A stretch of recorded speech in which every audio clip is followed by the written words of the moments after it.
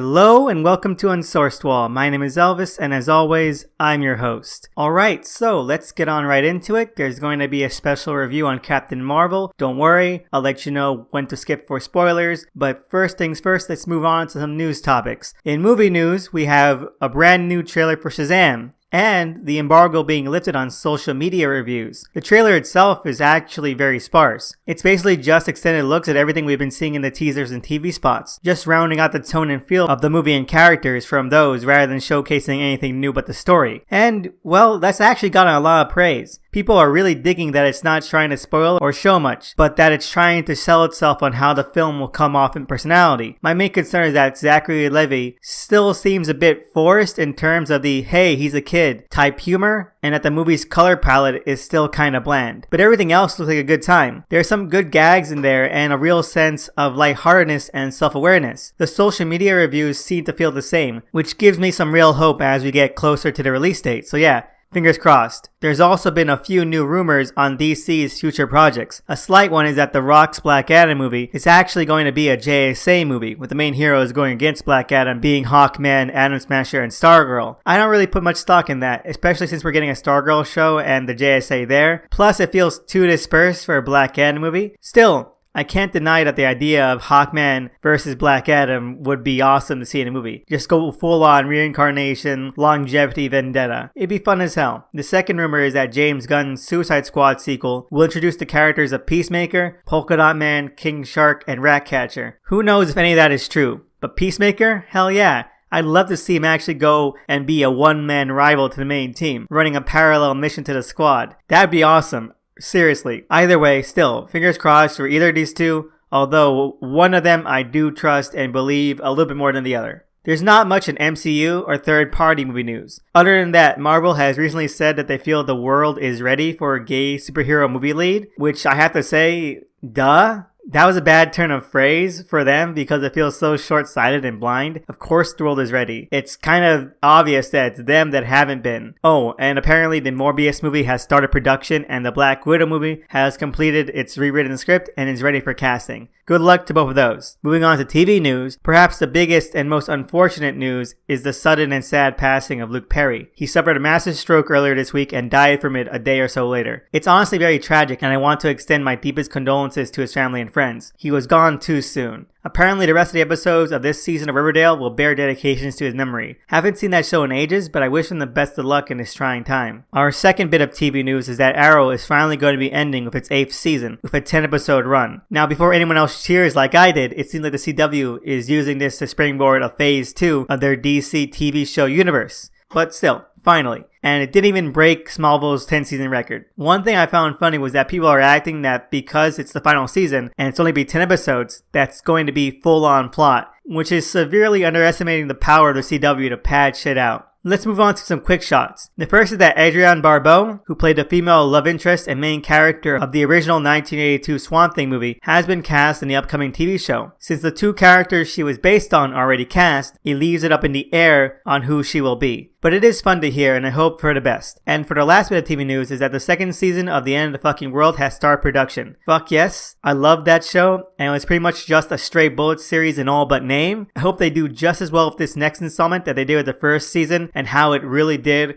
improve so much on the comic. It seems like the female lead of the first season will return for the second, but the male lead seems unlikely. That does get me a little bit worried because the original plans for a second season would be to make it more of an anthology series, focusing on different characters. So I don't know if she's going to be like a cameo or she's going to be the main lead again. Hopefully not. But anyway, fingers crossed. I still really enjoy the show and I really recommend it. Moving on to comic news, there's absolutely nothing of importance again, but it does leave room for more reviews. Let's move on to what I read this week. First off is the critical darling Doomsday Clock number 9. I am still really unsure of what I just read. I mean, I never once thought that I would read a comic where Dr. Manhattan waxed poetic about the death of Pharaoh Lad. It's just so weird. And that aspect of it isn't even that half bad. It's strange, it's odd, but in solitary, it's kind of okay. The rest is still just a mess. It's been 8 issues of stretched out plotting nothing, and then this one whole issue of every prominent hero on Earth taking a giant spaceship to Mars to kick Dr. Manhattan's ass. It's like a fever dream, and then he just knocks them out. Maybe kills them? Who knows? While Ozymandias smirks somewhere. It's just so incredibly rushed, and the story still boils down to basically nothing. Lex shows up out of nowhere to be like, hey, Dr. Manhattan is a big deal, which we already kind of knew, and this entire exchange could have happened back in issue 3. I'm not going to pick it apart too much because there's really not much to delve into. One thing that did surprise and honestly get me kind of hysterical is that we finally get the Charlton heroes in this sequel to Watchmen, and they appear for like one panel, and the Question is the only one who gets more than one line. It's pretty underwhelming. You could have done so much more of the Charlton heroes than what you're doing. So yeah, 2 thumbs middle. Moving on to the Dreaming number 7.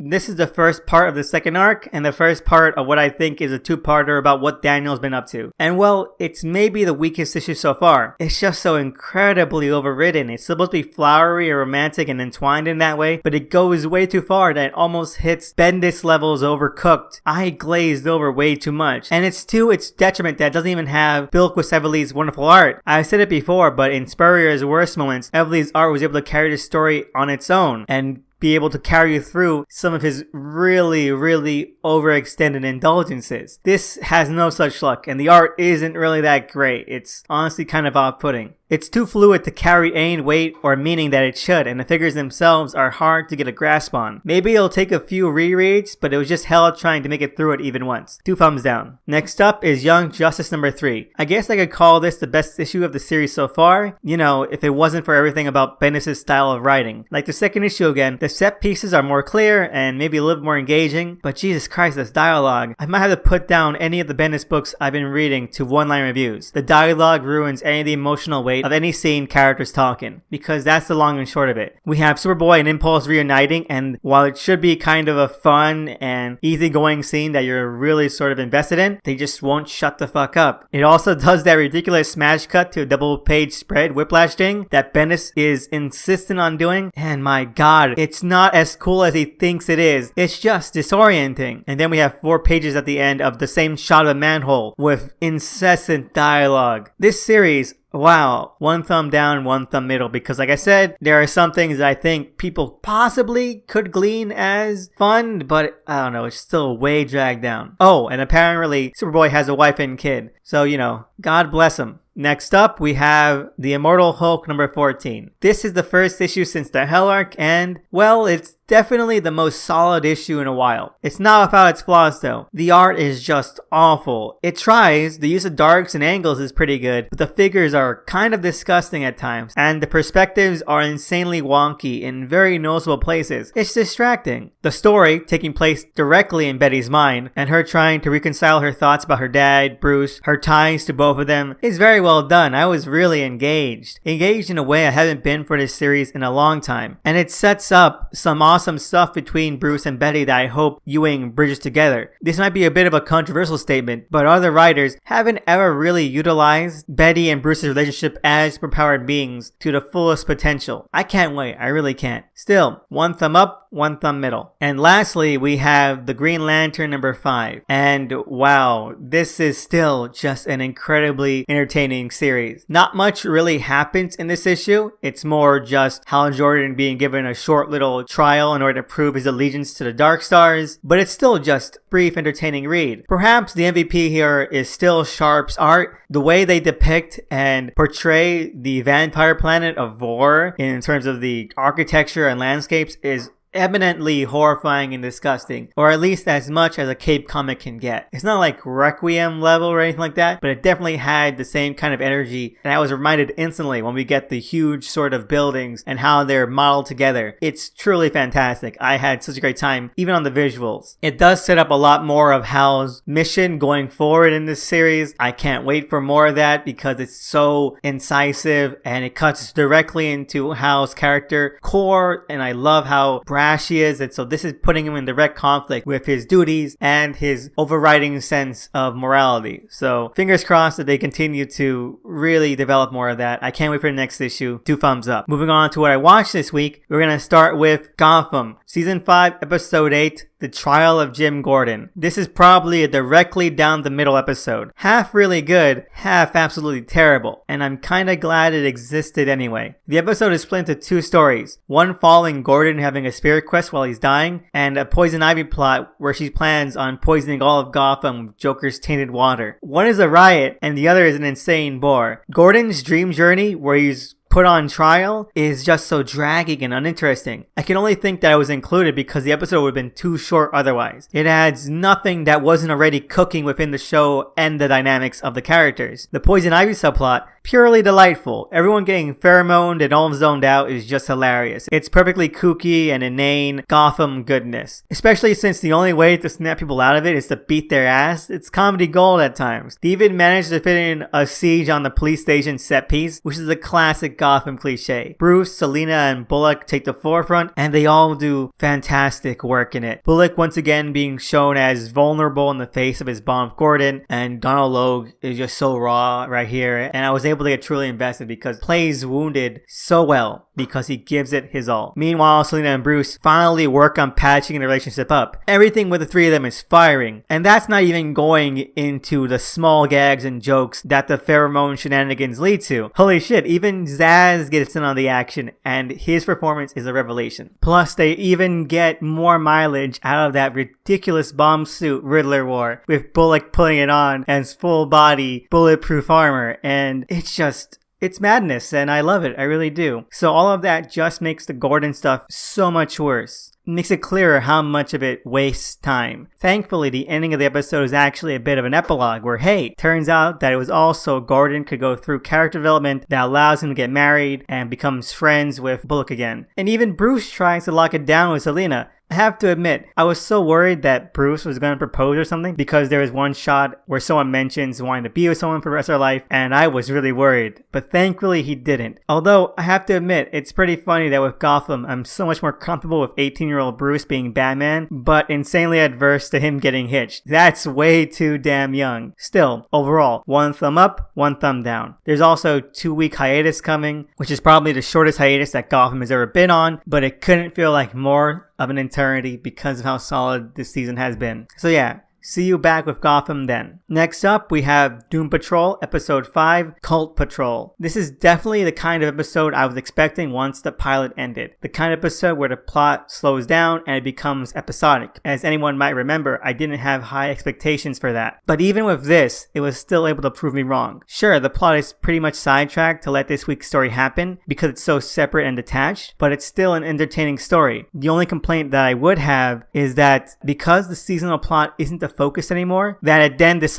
to have a lot of scenes to explain the new problem. And it's not very graceful at that. The scenes about chaos magic, the Decreator, the gates of Nuremberg just feel kind of insubstantial. But where the episode really does shine is again just focusing on the characters rather than the overall plot. Robot Man and Jane in particular share a few hard-hitting scenes that cut right into the middle of their shared arc. I know people still don't really like Jane, and I agree that in solitary she isn't that great or entertaining a character, but combining paths with Robot Man makes her work for me. I really do enjoy their combined scenes together, and I think they're really fantastic and some of the best stuff the show has to offer. The button to their conflict in this episode is honestly kind of perfect, but the real highlight of this episode is that Rita finally starts to get her due, bonding with this episode's person in need of help, and actually starting to get a grip of her powers. It was this amazing, wild blockbuster moment where she actually does stretch rather than collapse into a disgusting blob monster. I kind of lost it, and it made you realize just how much work had gone into really selling that and earning that moment. The show is really just so good. So yeah, this episode is a lot more flaky than the previous ones, but it still shines. Larry might get really less to do here. We get some more intrigue on the mystery of the negative spirit. It's definitely something that's only there to be set up rather than,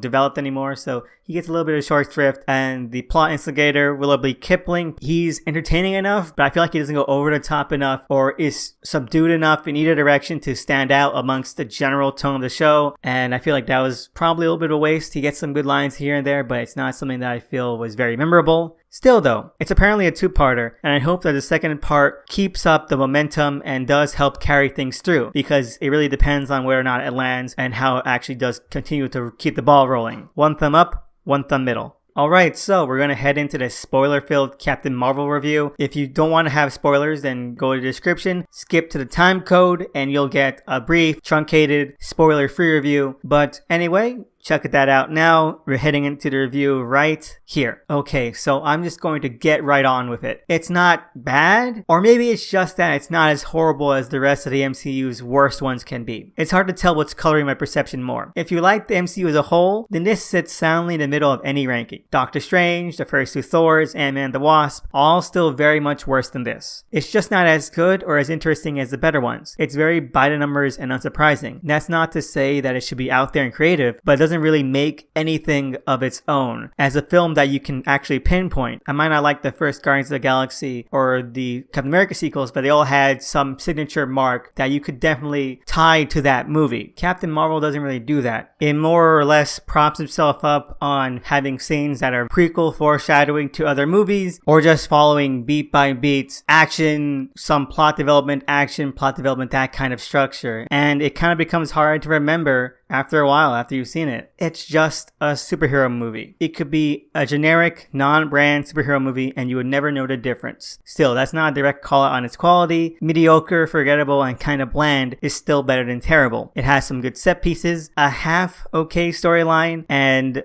a sense of plotting that allows it to feel like it's actually telling a genuine story. The execution and everything else can be really messy, but that's something that I have to give it in terms of how horrible other MCU efforts can be. Again, that's probably coloring my review here. Larson and Jackson also have some chemistry, and it makes interactions pretty enjoyable. I wish the trailers had played that up, because Larson was done a real disservice by those clips. She's not magnetic, she's not electric, but she's still allowed to show much more personality than what was shown in those trailers. I'm not going to go piece by piece into this movie because it's like every other standard movie. But there are two things I would like to get into, and it's two things that always irk the fuck out of me. The first, smaller thing, is that the amnesia plot really doesn't add anything because it's really straightforward. Bypassing the amnesia could have led to some really engaging and interesting, especially if they didn't change anything else about the background of the plot. After everything is revealed, it comes off so cheap, and as a way to pad out time to have a huge twist. It's pointless. And in general, Carol's development is really stunted, and you don't really get a sense of her character. It's hard to really kind of gauge because she's been withheld from agency for so long. It doesn't have the same kind of impact and oomph that it could have if you didn't have that style of plot.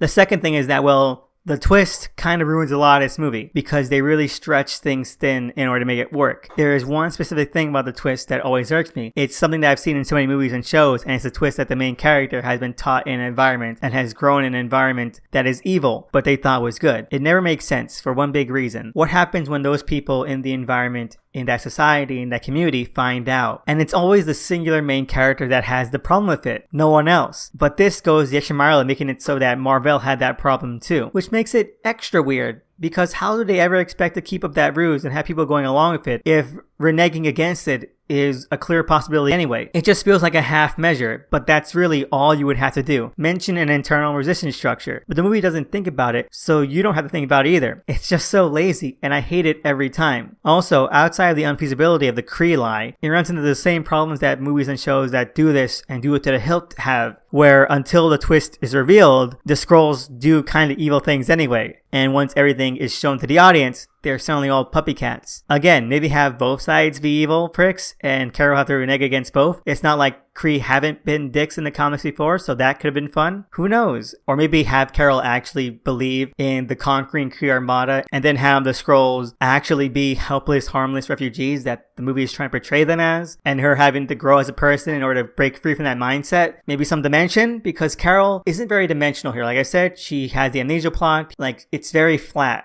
Anyway, yeah, those 2 points really get on my nerves. The movie as a whole, though, it's boring, but it's okay. It has some stupid jokes and gags, but nothing worse than the MCU has ever done. Maybe that'll be enough for people. I'd give it a rental, 2 thumbs middle, or a 5 out of 10. Anyway, if you skipped ahead to the time code, you should have been dropped off here. Here's my spoiler-free review of Captain Marvel. I'll keep it short because that's kind of all this movie has to offer. It's not very engaging, it's not very interesting, it doesn't stand well on its own, and it doesn't really do anything interesting anything to make it stand out or be memorable as its own separate entry in the MCU. There are some funny jokes. The actors try to do a great job of what they're given, but overall the movie is honestly really kind of flat. It's not terrible. It sits soundly within the middle of the MCU in terms of ranking, but does have a wide berth on either end. 5 out of 5.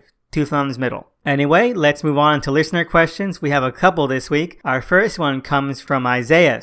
And their question is there a comic you think is really good, but you don't like? And I have to say the answer to that would be Alan Moore's Swamp Thing. I'm not disparaging the craft and the talent that went into it. I just really don't like it. Really don't enjoy it as a Swamp Thing storyline, and overall I kind of just prefer the more pulpy, more bombastic style and tone of the original Len Wein and Bernie Wrights and stuff. I think that at times could be a lot more interesting and even a lot more sort of horrifying than the stuff that Alan Moore introduced, which was a lot more sort of mystical, spiritual, and eloquent. I think that it definitely lost a lot of its charm for me with his run. Again, I'm not saying that it's bad, and I think it's honestly a masterful run, but I just don't like it. So I hope that answered your question, Isaiah. And it was a great one. Our next question comes from the ever great Illuminated, whose links you can find below. And their question is, popular character design choices you don't like. Wow, we're being really negative today, but let's get on right into it. I'm going to have to say a lot of the DCAU's character design choices. Now, this has to do with a lot of their creative design choices throughout the shows. So I'm talking about Batman Beyond. The Batman Beyond suit, a lot of people like it. It never worked for me. I think it works mainly for, like, say, Terry and how young he is and how super stylish, futuristic it's meant to be. But a lot of people say that they want it to be like Bruce's main suit. I'm like, it does not look good on Bruce at all. That origin episodes and whenever we see Bruce wear that suit in the DCAU is just awful. Like, his build doesn't work for it. It's meant to be sleek and Bruce is built like a powerhouse tank. It just doesn't look good at all. I also feel the same way about, say, like the Justice Lords. I know people like the Justice Lord designs. I think they all look just garish and honestly kind of ugly at times. And then we also have, say, like Big Barda's design, which I think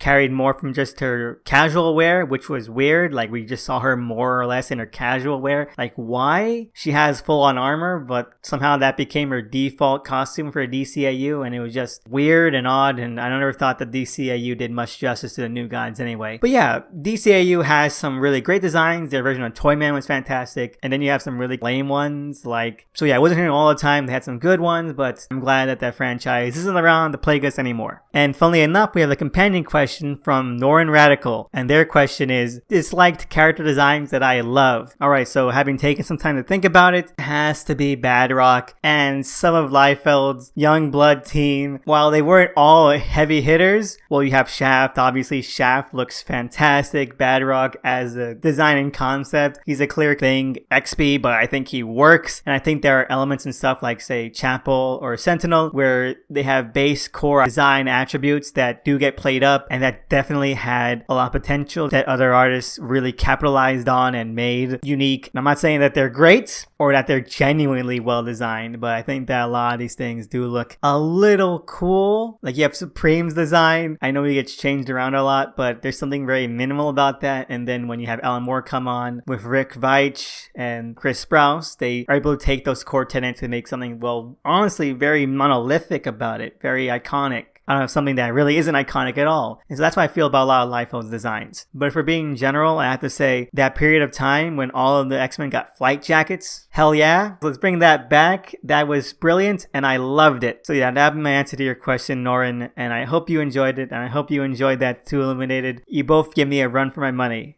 Oh boy, this was a minefield. Our last question comes from @MitchGosser, and their question is, who is my favorite Doom Patrol member? Now, my favorite member would have to be Ambush Bug. Nah, just kidding. Let's go with Robot Man, because in the comics, Robot Man has always been a really great lightning rod for all these kinds of stories that hit so many things on my personal checklist, and I love them. They're always so hard-hitting. They really do immerse because there's just something so intact and so unbreakable about his character core that is astonishing. It reminds me so much of Alec Holland and Swamp Thing and the depths to which writers can take that character. And I love it. I love Robot Man, I love the Doom Patrol, and I love the show, and it's a great time. Thank you for this question, Mitch. I hope I answered it to the best of my ability. And I just want to thank everyone out there who sent in a question. It means so much. These were great questions. I had so much fun answering them. Well, I'm just so grateful because your questions keep the show going, and it's humbling. It really is. Thank you so much. I just want to say that if anyone out there has their own questions or comments or thoughts that they want to hear discussed on the show, you can always find me on Twitter at THE_SNICKMAN. I also want to give a shout out to the cover artist for the show at DOTEMCEE. They really deserve it, so please check them out. Anyway, I just want to say that I hope you have a great week and see you next time.